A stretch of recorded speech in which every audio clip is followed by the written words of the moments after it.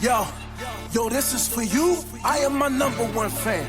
For you, this is for you. I am my number one fan. For you, yo, this is for you. I am my number one fan. For you, I am my number one fan. I'm trying to get you from here to there. I'm trying to show niggas it ain't fair. How I just came up, but you not there. Stuck in the same situation you been in. They got the plug, you got the sound. You not just a groupie that's hanging around. They got the stage, but you bring the lights. It's enough room at the top, we ain't gotta fight. I am my number one fan. I am that legend you Family. Yo, what's up, y'all? My neighbors. There they are. How y'all doing today? Hope everybody's great. Yo, we really love y'all and appreciate y'all. Appreciate all the likes, all the follows. You know, I don't like to call people followers because all of y'all are part of our neighborhood. Right. But I want to let y'all know that y'all have been doing such a great job in liking, sharing, and subscribing. And also in all the feedback that y'all have been giving us. Right. Just make sure you continue on, though. Yes. Please. Thank you. And please. Now, listen, y'all. We know it's the summertime. Yeah, it's getting hot out here. And we know that everyone's going to be in a real joyous and laid back and let's go party mode. Yeah.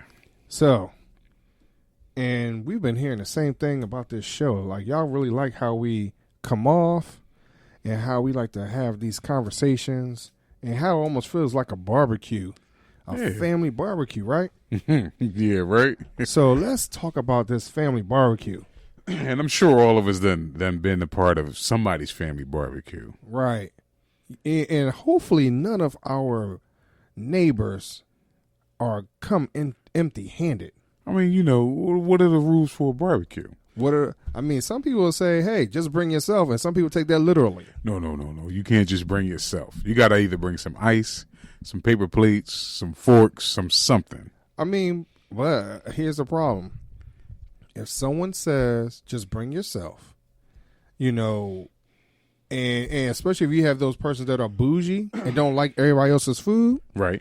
You know, what do you do in a situation like that? Well, usually if they're bougie, they don't want to come anyway, so. Well, see, I know for me, because of I'm normally I know I normally go way out. If I was to invite people over for anything, I go a little too far. Right. So I might say, oh, yeah, you know, you could bring some salads, but I'll end up making the same thing. Unfortunately, I'll be retarded like that. Well, you know, not to knock anybody's salad skills. Everybody can't make salads. Oh, no, I understand. Just like everybody can't make potato salad, you know. Oh, no. They can't. No, because some people, it'd be too watery. Oh, man. Too much something. It'd be too much Hellman's or too much Miracle Whip, too much mustard. Let me tell you, man. I know. For me, I'm not truly a leftover type guy. Yeah, I mean, you know, truly, you know, I'm just saying. Plus, you know, I like leftovers. So. You know, I know some people that will make their potato salad 2 or 3 days in advance. Oh yeah. And then because it'll be in the refrigerator, it starts to separate. Well, you know, you want potato salad to be fresh. Right. You want your macaroni salad to be fresh. Right. You know, or anything that you put in any type of mayo or a Miracle Whip in, you want all that to be fresh. Yo, so and then all the extra stuff now, the only extra thing that I've grown to love in it has been olives. Yeah? Yeah, because my mom started doing that when we were kids. I mean, it's like hit or miss. You get what I mean? It's not like all the time, but the olives bring another type of relishy type taste to it. But other than that, like the bacon and all that, like I don't need all that. Olives in your potato salad. Yeah. New word for the day, kids. Can you say bougie? Man, listen, man. It's an acquired taste. I'm gonna say everyone doesn't like it. Of course. You know, everyone doesn't like olives, but you know, it's okay. I mean, it's not like something that it's not one of those things where it's like only my mom can make potato salad and I need to have that one all the time. No, it's not like that. But every so often, I can go for that version. I mean, I've seen olives on pizza. I've seen olives in a drink, in the martini or whatnot. Right. But I haven't seen olives in a potato salad. Yeah. Yeah, like I said, just a little relishy type taste. You know, the same thing with ribs. I mean, I don't think everybody could do ribs either. No, they can't, because you got to have a certain base. You have to have a nice rub, And then when you cook a rib, do we cook it on a gas grill, or do we use charcoal or wood? So, I know for me, it doesn't matter, because I would like to, for mine, I dry rub them and put them in the refrigerator the night before anyway. Right. So, and then with me wrapping them in foil and then cooking them, to me, it doesn't matter. 2 hours, 3 hours on gas, on charcoal. Now, the charcoal does give it another type of taste. Gives it a different flavor, yeah. Sure. Some people put too much, the liquid, what is it called when you put it on charcoal? What, the fluid? The fluid, yeah. Oh. Some people's food tastes like fluid. You get what I mean? See, that's what happens when you bougie, y'all. You don't know what the little people use.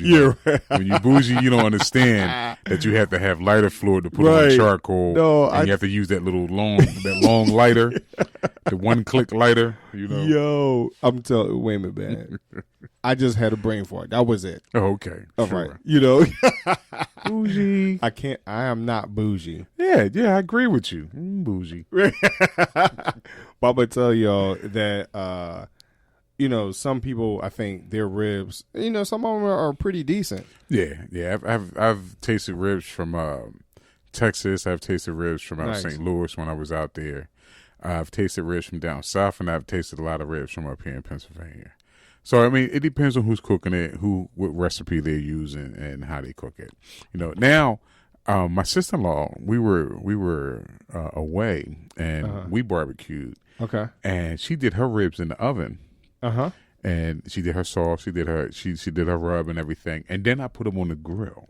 Okay. Just to finish them off. To finish them off and to put in the sauce and everything. Right. And they came out fantastic. Like, we eat pork ribs and beef ribs, Okay. So those ribs are pretty good. Then it depends on the texture of the rib. Because Right. a lot of people, they like their ribs to be dark. I don't want mine to be. I don't want it to get up off the grill and walk away. I wanted to make sure that it's dead. So I want mine's cooked, but I don't want them charcoal cooked. It's just like my hot dogs and my sausages. Right. They just have to have that nice little, Right. that little reddish color when you put the sauce on them, and they can have a little burnt mark here and there from the grill, but hey. That's the way some people like them. But when you bougie, you eat them a little different. They might be a little pink on the inside, a little red dripping out of there, But it's understandable. No. To each his own. I mean, you don't want it to start buying back at you or nothing like, Right. or oink, oink, or whatever else, you don't want to do any of that, Exactly. So, I want mine dead too. Yeah. I want mine. I don't want it rare, medium rare. I want it well done. I don't want to chase it around the park or Right. something, Now, I don't want it so well done that it's like it's shriveled up because it dried all the way you out. definitely don't want that. 'Cause it's no longer a rib. That's jerky. Right. You eat beef jerky now. Slap into a Sim Jim. Yeah, right. So that's kind of.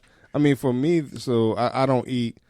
Potatoes. Everybody potato salad. No, I you definitely can't. don't do everybody's ribs. Right. But after that, for me, it doesn't matter because it's a give or take. Because you can't go wrong with the hamburger. You can't go wrong with the chicken. No, you can't go wrong with hamburger with, though. I mean, well, it depends. It depends on what type of grill you use. Right. Because when I was younger, we grew up with the aluminum foil always over the grill. And Yeah. It was all charcoal. Right. Now I'm a gas guy. Right. I turn That's the gas bougie. on. That's bougie. Nah, that's not bougie. It's just that, it's just to let me know that it's quick. Exactly. Right. It gets the job done. Right. And as we was growing up, we would put the aluminum foil on there, and sometimes aluminum foil would stick to the meat and whatnot.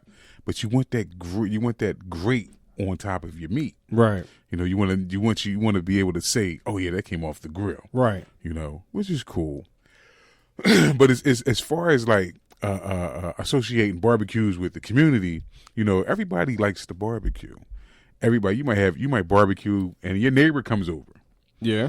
Your neighbor's like, yo, what you doing, man? You're like, oh, I'm doing such and such. You want me to throw something on the grill for you? And then you guys sit down and talk and strike up a conversation about whatever, sports or whatever. And then you sit down and you break bread. Yeah.